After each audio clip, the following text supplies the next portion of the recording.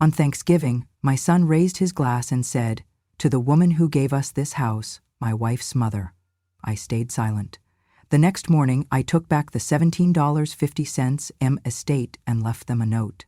I heard his voice first, a syrupy, forced warmth laden with theatrical patronizing. "To the woman who gave us this house, my wife's mother." The words coiled in the air like a snake, sweet on the surface, venom beneath. He turned toward me with the faintest crook of eyes narrowing. "What are you staring at me for?" he snarled, voice dripping with disbelief. "A parasite clinging to my family, feeding on our scraps, not someone worth remembering." The words, sharp and slick, sliced through the awkward silence of the Thanksgiving dinner, carving a scar in my chest. I sat there at the table, surrounded by mashed potatoes and turkey gravy, steel gray counters flecked in candlelight, a mismatch of plastic and porcelain plates. I felt invisible, like a shadow at the edge of a photograph, drifting with substance but absent of acknowledgement. Wine glasses shimmered and clinked, children laughed softly, oblivious to the venom in the air. Forks tapped against plates, forks that once learned to lap up mashed potatoes from my hand, but now ignored me. Their laughter ricocheted off walls that had known more joy in lost birthdays than this hollow performance. I watched the little digital window on their phones, the live stream feed. Faces floated on screens, vibrant and unsuspecting. Captions scrolled in real time, sarcastic hearts and laughing emojis mocking me. It felt like a haunting, an echo of a soul on the brink of being erased. I swallowed the bile rising in my throat. My palms were hot, my knees trembled like a whisper. I lifted the teacup carefully, sipping slowly. The tea was bitter, grounding me with its heat, its permanence. It reminded me that I still exist, that my heart still pulses, that I am not ash. I leaned back into my chair. The room smelled of roasted turkey, cranberry sauce simmer, and regret heating in the air. I remembered why I still sat here. I remembered nights long ago when Evan faced an avalanche of debts, his promises shredded by reckless cards and cruel casinos. I remembered the phone call, 2 a.m., raining, and my nerves firing. I had reached into savings I had set aside after decades of living modestly, and I rescued him. I remembered the textbooks I bought when his student loan evaporated, the night I said, "You will be a nurse, not a bartender handing out regrets." They called me Charon, ferryman of debts and sins. I carried them across their own failures, and they called me a lifeboat that grounded their progress. Now, I sat at a banquet. They treated me like garbage. No one said grace. No one whispered, "Happy Thanksgiving." Instead, they broadcasted my erasure on screens, hearts floating, comments chiming in like droplet echoes. I let every morsel sink. I let every look, every shared laugh, every vibration of a thumbs up ricochet into the sorrow I didn't show. I clenched the teacup, white-knuckled. My pulse thundered, slow, deliberate, and I sat still. I did not cry. I was a calm tidal wave. The tremor in my voice calmed as the tea dissolved that tremor. Memories drifted upward, and I caught them. Reminders of a time when dinner tables held gratitude, not faux sentiment. I swallowed again. The tea tasted of charcoal, but it grounded me. They think they can expel me, move me off to assisted living, swap the name on the deed, let me fade. But my pulse says otherwise. I gathered memory into a tight fist inside me. Decades of kindness, patience, humility, culled down to silent steel. I folded them, compressing because they will be my leverage, my edge. The world outside turned white, snow gathering like silent accusation. Winter crept its fingers across the window, pale and knowing. Inside, I was still. They passed plates, collected second spoons, chuckled at something someone on the live stream said. I remained a living statue, heard but not heard. When will they forget there is a person here? Or maybe they are waiting for me to disappear without a whisper. But I will not. I will learn the measure of my own strength in this moment, where laughter echoes and I remain silent. Their laughter, hollow as it was, anchors me to this moment in time. It fuels the fire of clarity. I will remember. I will survive. I will be seen again, on my terms. I took another sip of tea. Warmth spread through my chest. The night outside grew colder, but inside something thawed. resolve. I belonged here, not as guest or ghost, but as rightful owner of both memory and dignity. And when this night ends, I will walk out of here again, not erased, not silenced, but carved into the story they tried to bury. And then, behind the laughter and dishes, I will begin the work of being truly visible again. I heard her voice in the corridor before I could drift fully to sleep. It was clipped and low, like a scalpel slicing through the quiet. If she only signs these papers, we can quietly move her into the care wing by Monday. Daphne's voice was disturbingly calm, as if discussing a shipment rather than a human being, clinical in its cruelty. Evan nodded beside her, twirling a cheap pen between anxious fingers. "Think of it as decluttering," he added with unnatural equanimity. "She is old. She is obsolete. We should do this cleanly." The words slithered into my heart like ice water, turning warmth into numb ache. I lay still, pressing my face into my pillow, as if the fabric could absorb the betrayal. The house was cold, the lights low. I wrapped myself tighter in soft flannel, 3 layers, but none of them could shield me from feeling colder than any winter night I have ever known. Yet beneath the cold, something ignited in that fragile chest. I am still here.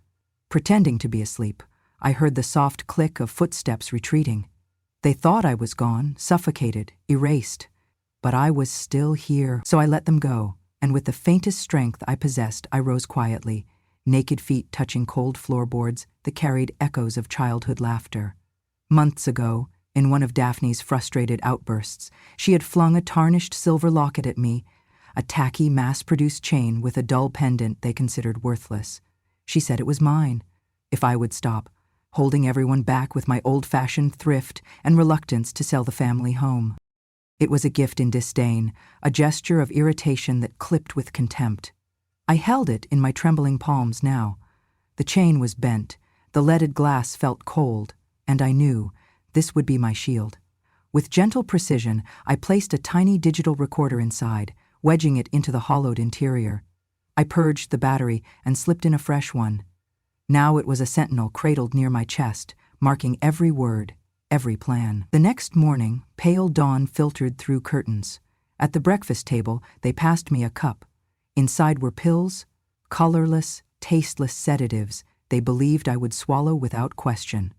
They had prepared them for me, with practiced care, like offering warm milk to a crying child. I lifted the cup, water cool around my fingertips. I let the pill touch my tongue, then I spat it into the napkin. I offered them a soft smile. I betrayed nothing. Their care was a veneer. They believed they would witness me fall asleep that afternoon. But they did not know. Each pill became a stone I could hurl into the murky pond of their expectations. That night, snow fell in silence, speckling the world in white. I lay in my old rocking chair by the window, the recorder in my lap. I pressed play. Daphne's voice echoed. "She signs, we move her. Someone will call it a fall." Then Evan, flat and measured. "No autopsy, proper paperwork, no mess." Their voices, clinical and terrifying, floated in amber. I listened, and still. They thought they had scripted my end. I heard only their own undoing. I let the recording end, and I sat in silence. My breath arranged itself, slow and steady. The house hummed with private sounds. The heater kicked on. Floorboards creaked in the old way, and the grandfather clock in the hall ticked like a subtle heartbeat. I pressed record again and spoke softly, voice low as distant music. "You will undo me in law. In your mouths, I will become your shame." Then I placed the locket around my neck, nestled near the still chambers of my heart. Even if I rested, it would listen. Outside, snow laid down in quiet absolution. Inside, I schemed. I would return, not as ghost, but as reckoning. I closed my eyes and listened to the deep hum, the steady tick, the memory of birdsong in spring. I drifted off into a different surrender, one of preparation. Over the next days, I moved through routines. I wrote grocery lists, balanced small bills. I walked to my study, where I kept my blog drafts and old poems, and began sketching thoughts, each line a subtle revolt. I will not vanish. They made a plan born of fear. Tomorrow will not come on their terms. I tested the locket's recording regularly. Moments of quiescence lit by memory of that betrayal gave clarity. At night, I traced the pendant against my chest, remembering the sharpness of Daphne's words. I survived that moment, and now survival meant chapters of retaliation. Not in loud headlines, but in quiet justice. I started documenting everything else: subtle dismissals, gaslit concern, moments children looked through me. Each became proof. I transcribed my journal entries precisely, imaging them as future testimony. I scrawled defense strategies and laws. Montana's vulnerable adult statutes forbade exploitation of elders, with up to 10 years in prison. That knowledge became comfort. It was strength bore in statute, not rage. I bought a second recorder and placed it in the room they used most, the living room, where they plotted and laughed. I carried tea over between acts of poised boredom, hiding the device in shadows of floral pillows. When I sat, I would note their laughter, their words, declutter, old, fast, clean, each utterance a confession captured in amber. Night after night, I reviewed recordings, cross-checked with statutes. They were evidences, patterns of coercion. Their voices diffused my fear. I calibrated each file, labeled them with date and time. I compiled folders, silently. On the evening of the first snowfall after Thanksgiving, I composed an email. I attached my recorded files, a typed affidavit of me under oath, and my lawyer's contact. I wrote, "I am still here. The truth surpasses fear. Here are actions to align with consequences." I sent to state attorney, to a trusted journalist, and to a law firm specializing in elder justice. I did not ask for sympathy. I submitted evidence. That night I sat and sipped cocoa. Snow fell thick. The recording devices lay silent but not forgotten. I had pressed play on justice. They do not know I survived because I refused to die quietly. The next morning I rose before dawn. The world outside was coated in a thin layer of frost, the first tentative breath of winter. In the dim light, I seated myself at the kitchen table, my heart steady but resolute. I opened my laptop, hands firm on the trackpad, and began composing the most important email of my life. Attachments: 2 audio files, from the locket and from the night before. First recording, Daphne whispering, "Just sign, and we remove her next week. No one will question it." Second recording, Evan murmuring, "This falls under elder decline, not violence. Keep it tidy." I added a third file, my own voice, clear and calm, saying, "You will undo me in law, not life. The truth is remembered." Then I addressed the email to my lawyer, to an investigative journalist I trusted, and to the county prosecutor's office. I hit send and exhaled, the pressure in my chest loosening as if I'd released a burden. The morning was quiet, new, and full of possibility.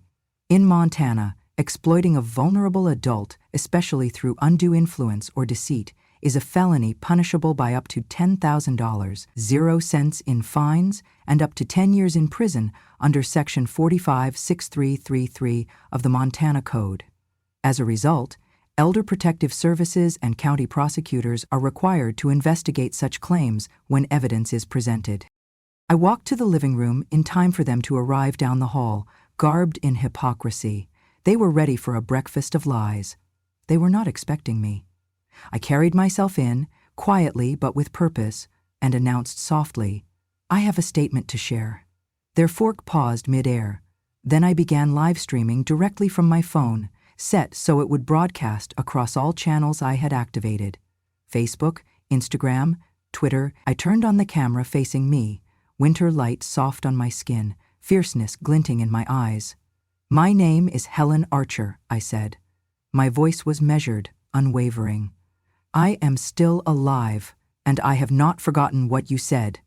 I clicked play on one of the recordings. Daphne's voice played through the speakers. "Just sign these papers and we'll move you quietly." Evan flinched. The stream went viral within minutes. Comments flooded in. Endorsements, outrage, disbelief that someone could be so malicious toward their own mother. I didn't wait for their reaction on camera. I held their gaze instead. Then I turned off the live stream, set the phone down, and left them in stunned silence. Later, I placed a crisp, lawyer-issued document on the table. The typeface was bold. "All rights to the property located at 142 Evergreen Lane are hereby revoked as of this date. All inheritance claims you believe you have are null and void. I pressed a final note under their eyes. I signed that you once rescued me. Now I'll rescind it. They looked at me, mouths open. Daphne let out an involuntary gasp, and Evan turned pale as if he might faint. I did not move. I simply returned to my seat, brought my hands to the table, and sipped the tea that had gone cold. They slumped in their chairs. Words had turned the table on them. Reality had exposed their intentions. The email was already pinging through inboxes, my lawyer confirming receipt, the reporter replying that she'd publish tomorrow, the prosecutor's office acknowledging that an investigation had been opened. I closed my eyes briefly, letting peace wash in. Outwardly I was calm, composed, a gentle old woman sipping tea. Inside I was lightning, swift, electrifying justice. Outside, the frost sparkled on the window pane. Inside, a reckoning crackled like static. I was not done yet. But today I had spoken, and for the first time in a long time I felt seen. I woke to the sound of notifications pinging like a warning that the world was watching. My live stream from yesterday had gone viral. Comments were pouring in, labels flying like arrows. Someone wrote, "Grandma Survivor." Someone else typed, "Parasite Couple." Those were the cruel monikers used for them. I smiled softly at the juxtaposition. They who treated me like waste were now the ones being labeled as parasites. As for me, I was standing stronger because I had survived them. By midday, email alerts lit up my phone. The county prosecutor's office had acknowledged receipt of my recordings and was launching an investigation into elder abuse. Adult Protective Services were involved, too. My heart calmed with the knowledge that law, not just shame, was on my side. I stood by the window, watching the snow fall like justice returning in silent flakes. Later that afternoon, a reporter from the local news station called, wanting an on-camera interview. She said, "Archer, the public wants to hear your side." I pressed pause before I answered. I would not stand in front of bright lights. I would not lend appearance to the spectacle. I finally replied, "Thank you, but I will not be on camera. The truth is bright enough. It needs no 2-hour slot." They were stunned. That silence echoed longer than any speaking could. Still, the news stations played clips of the vile recordings, Daphne's voice whispering about dosage, Evan's voice calculating how to make me sleep forever. A stunned hush spread among viewers. How could someone treat their mother like a piece of furniture? A wave of petitions began for reform in elder care protocols, for mandatory reporting of elder exploitation.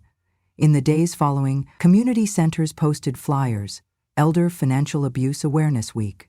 Churches held prayer gatherings for elders. I received hand-lettered notes. "Thank you for showing me it is never too late to fight back." Small miracles of acknowledgement.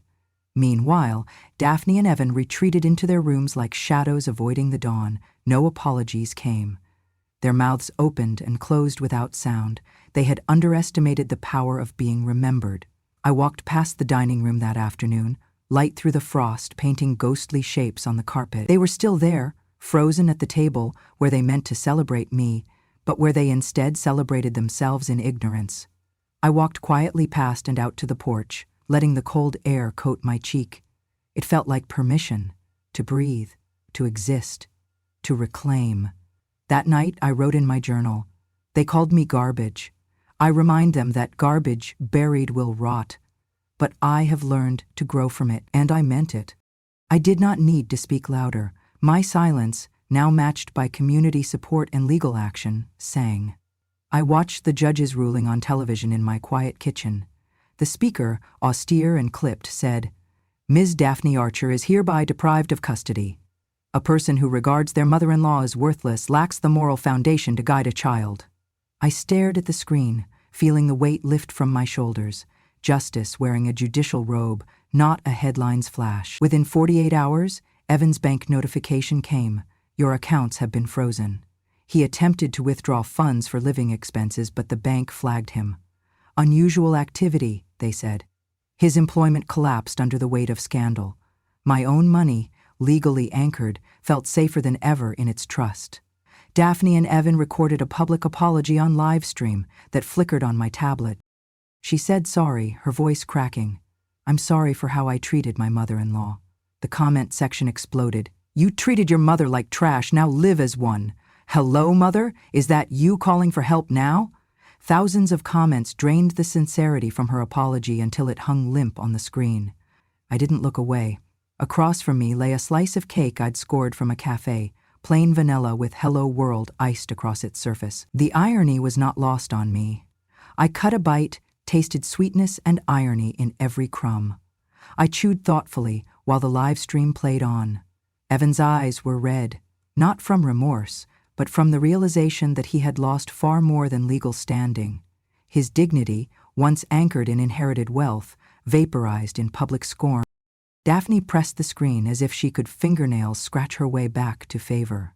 But her apology had become a meme of insincerity instead of a bridge to forgiveness. Soon, local community centers and churches hosted discussion groups titled "Respect for Seniors." I began receiving invitations, not pleas but open arms offers, to speak and share my experience.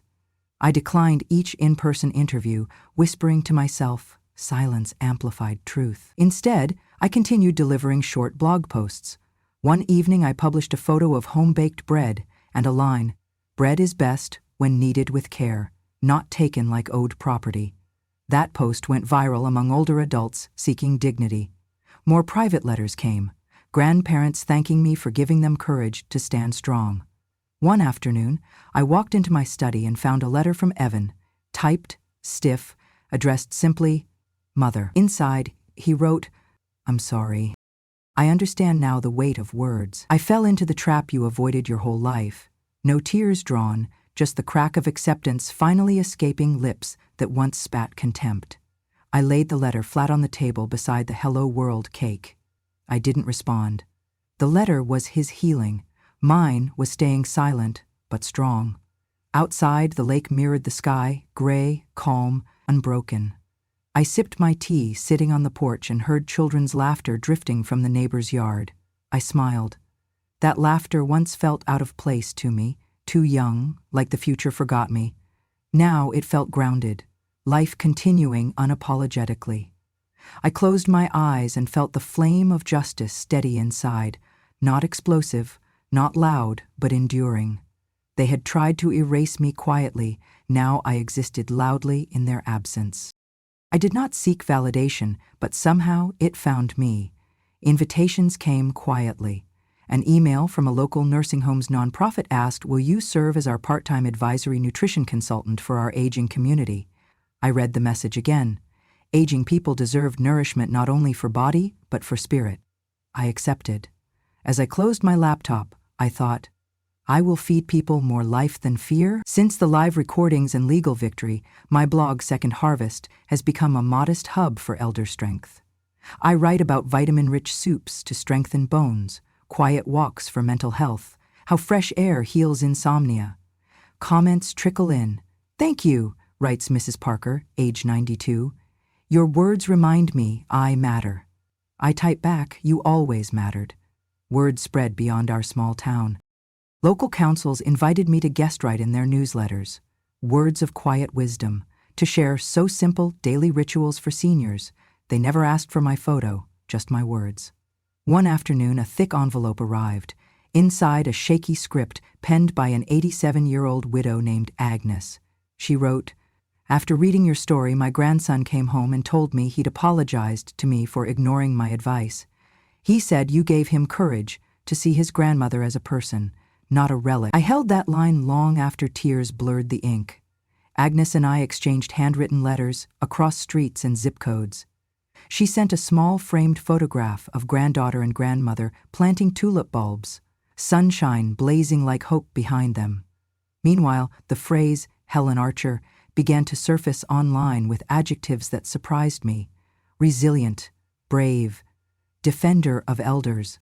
I never asked for those titles, but I accepted them quietly, like vows sewn into the lining of a coat.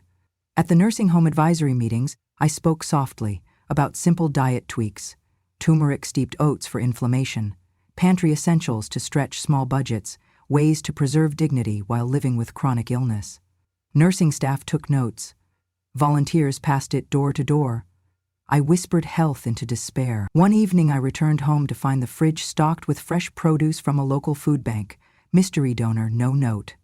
I sipped mint tea, slicing peppers from the gift basket. Gratitude didn't rise as hope, it roared, but I swallowed it in silence. Daphne and Evan remained out of sight. I heard rumors that they'd moved out of state to escape whispers in the community. That was justice's subtle triumph, irrelevance rather than retribution. As the leaves turned and fell, I planted bulbs along the garden path. I planted life, knowing that someday, decades hence, someone would kneel and smile among spring blooms. That was my legacy, quiet, rooting deep. I pressed pen to parchment again, drafting an essay for Second Harvest, Quiet Strength, How Elders Still Shape Us. I ended with, we did not wait to be remembered. We made ourselves unforgettable. This was not revenge. This was reclamation of community, of respect, of purpose. I had retaken what they tried to erase, not with rage but with resolve. And at dawn, when the sky first turned pale gold, I opened my door and walked out barefoot on dew-kissed grass. A new day. I breathed it in. I had become a quiet leader, no loud triumph, just the warmth that radiates from hope planted long before harvest. I could have rested, but rest would mean silence now. They tried to erase me. Instead, I decided to rewrite the narrative. So I founded Elder Echo, a grassroots support collective offering legal guidance, emotional coaching, and nutritional literacy to elders exploited or dismissed by their own families. It was small at first, just me, a retired paralegal, and a former chef who volunteered to teach elder-friendly cooking. But we began with lunch circles in living rooms and dining halls, and word spread. Within months, those who had been silent for decades began to speak. Mrs. Kovach confessed that someone had used her signature to take her house. Mr. Martinez told us how he had been tricked out of his savings. With trembling hands holding a cup of borrowed soup, they spoke, then they wept, then they stood.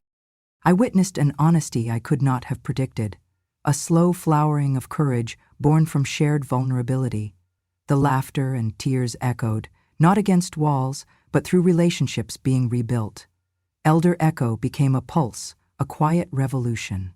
Then an invitation arrived, for me to be the keynote speaker at the statewide conference entitled Aging with Dignity. Helene Lamont, a senator, wrote me personally. The event was set not on a stage bathed in spotlight, but in a sunlit hall where centenarians and caregivers sat with equal honor. I considered declining too much attention, but I chose to speak anyway, not as a spectacle but as a messenger. At the podium, my voice was quiet but firm. We rebuild a community, not with applause, but with presence. The room erupted in applause, undimmed by ticket fees or cameras, authentic and unyielding. Meanwhile, Daphne and Evan quietly packed and left the state. Their family home went onto the market with "for sale by owner" signs never removed, listing price more embarrassed than desperate. Their names vanished from donor lists, PTA boards, and polite greetings at the grocery checkout. Their absence began to speak louder than any apology ever could. I stayed close to the heart of community I had helped rekindle. I drafted guides for elderly financial autonomy, templates for wills and power of attorney forms. I filmed short videos explaining local resources, how to report exploitation to protective services, where to contact nutrition programs, how to stretch a dollar without sacrificing dignity. I uploaded them to a low-tech community site that older people could navigate in their sleep. The reputation of Elder Echo and my name became associated with something rare, unwavering compassion. I heard phrases like, "That's a Helen Archer solution," from caregivers panicking over bills or legal confusion. I didn't bathe in the praise. I absorbed it like clean air. One morning, I received a letter from a woman whose granddaughter had delivered hot soup and tearful thanks. The granddaughter wrote, "Grandma says you saved her. Thank you." I pressed the paper to my heart, folded it carefully, and tucked it into a book of poetry. At twilight, I walked the community garden we established with donations from neighbors. We planted native grasses, roots reaching down in promise. I paused by a cluster of tulips, emerging, their bulbs surviving winter stillness, promising renewal. I knelt among them, hands in soil, quiet in the knowledge that even darkness serves new life. I never sought to be a hero, but I became one. Not in flash, but in footstep after footstep. I mothered stories into survival. I built connection into resistance. I reclaimed dignity, not for me alone, but for anyone whose voice had been quieted. The map of my community was redrawn. Mistrust became solidarity. Indifference became advocacy. Elder Echo became home. And I, once invisible, now exist in every neighbor's quiet reassurance. We remember her, we remember us. I barely heard the knock, soft, uncertain, but something in the air shifted. I was pouring chamomile tea into my favorite porcelain cup, the one with faded blue roses, when I opened the door and saw her, a little girl, maybe 7, curls around her face like questions waiting to be asked. She held a crumpled sheet of paper in one hand and in the other a cloth bag tied with yarn. Her voice was small, but steady. "This is for you, Grandma Helen." I took the drawing first. It was smeared and bright. Stick figures holding hands beneath a tree. One tall with a silver bun, one small with big eyes. The words at the top read, "Thank you for making Grandma well again." My breath caught. My chest didn't ache, it glowed.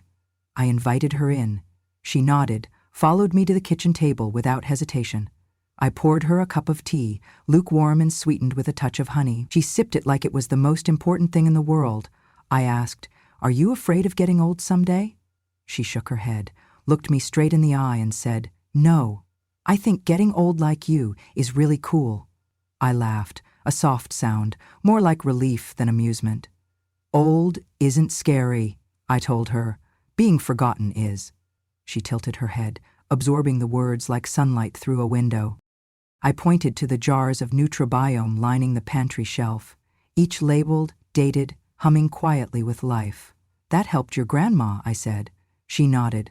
"Mom says she smiles now because of the soup you gave us." Her voice didn't shake. Neither did mine. But something invisible between us trembled with meaning. She stayed for 20 minutes. We drank our tea, talked about her favorite color, and whether clouds looked more like animals or pillows. When she left, she hugged me tightly, whispering, "You belong everywhere." I closed the door behind her and leaned against it. I had no photos of awards, no medals on the wall, but that child's voice, her truth, was louder than any spotlight I ever needed. Later that night, I opened my blog. The cursor blinked at the bottom of a nearly finished post. I typed slowly, each word a sigh released. They thought I would die in silence, but silence is not disappearance. It is when I speak in a whisper that makes the world pause. No need for headlines, no need for applause, just this. An old woman, once dismissed, now remembered. I watched the sun fade over the lake. Light danced across the water like a quiet symphony. I held the drawing close and whispered to the night, "You thought I was gone, but I wasn't. I was right here, alive, seen, and unforgettable." Weeks passed, snow reluctantly melting into muddy footprints of early spring. I continued gathering evidence, coordinating with legal authorities, and refining my blog posts, each word a testament to the truth of being forgotten and then remembered. Then a notice arrived. A court hearing was scheduled regarding the fraudulent transfer of the property. The notice bore heavy truth, telling me, "Be present on the 1st of April." I marked the date in my heart. Meanwhile, Daphne and Evan slowly became anyone else, background figures clawing for anonymity. Their hopes faded. Their public veneer withered. The property they believed was secured slipped through their fingers, legally rescinded, revoked, and returned to the trust. On the day before the hearing, I prepared for what would come. I sharpened my words, repainted courage into each step I took. That afternoon, I wrote a short final blog post titled, "The Inevitable Consequence of Forgetting." It ended with, "If you think paying the mortgage makes you the owner, remember, memory is more powerful than title." I did not evaporate quietly.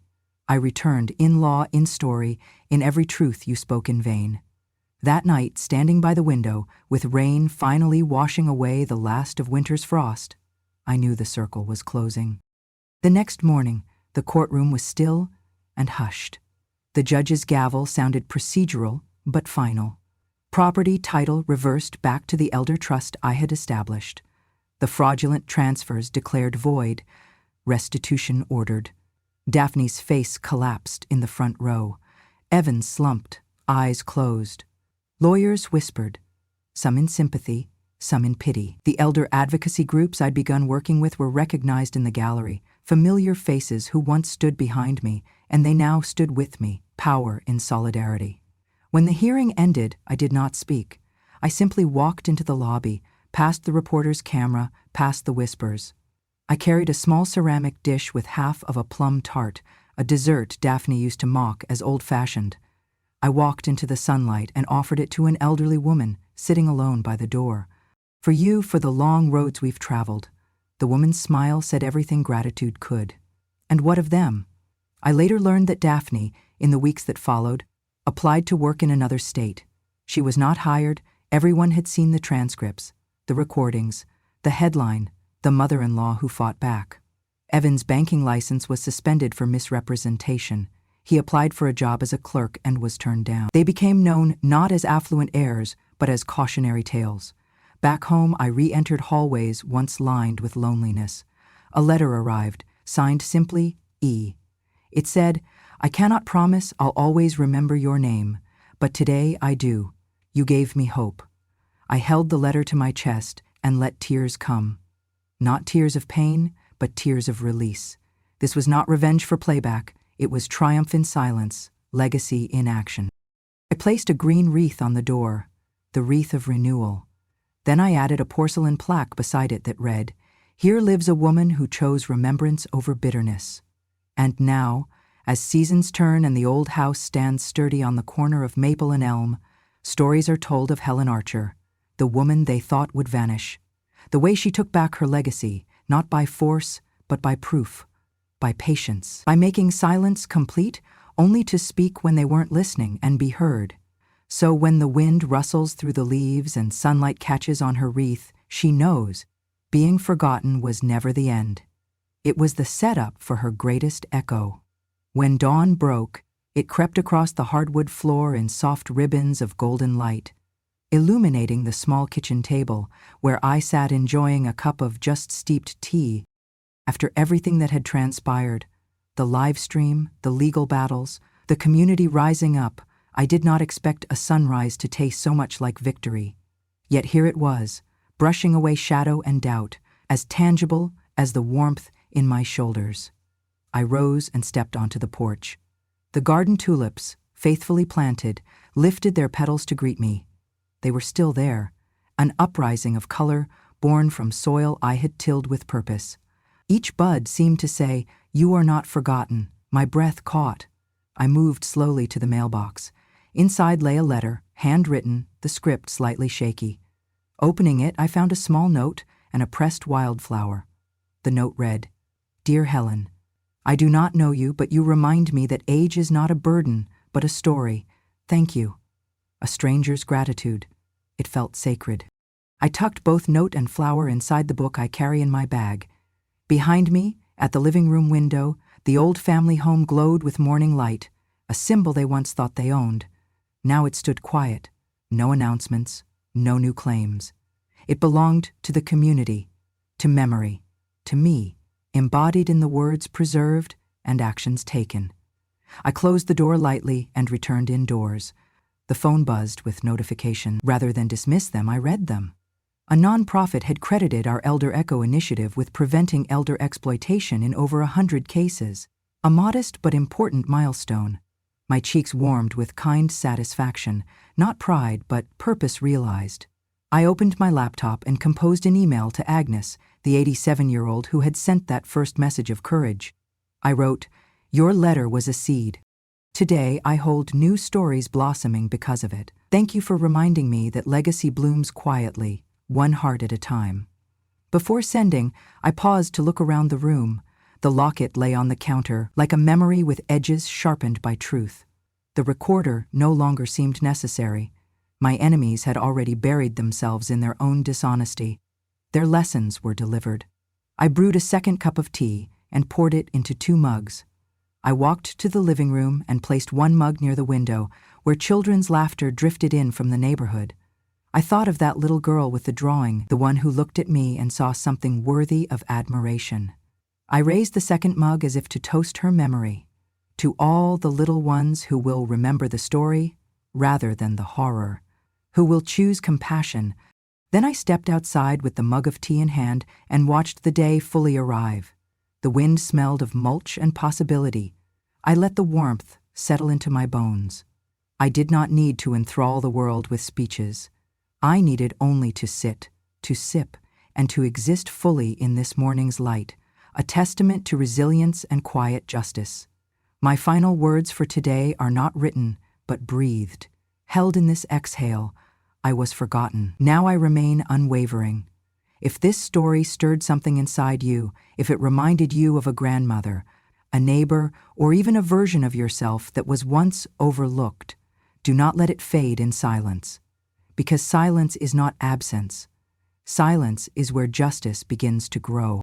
Subscribe to Grandma True Stories for more real tales of women who were underestimated, ignored, even erased until they rose, quietly but powerfully.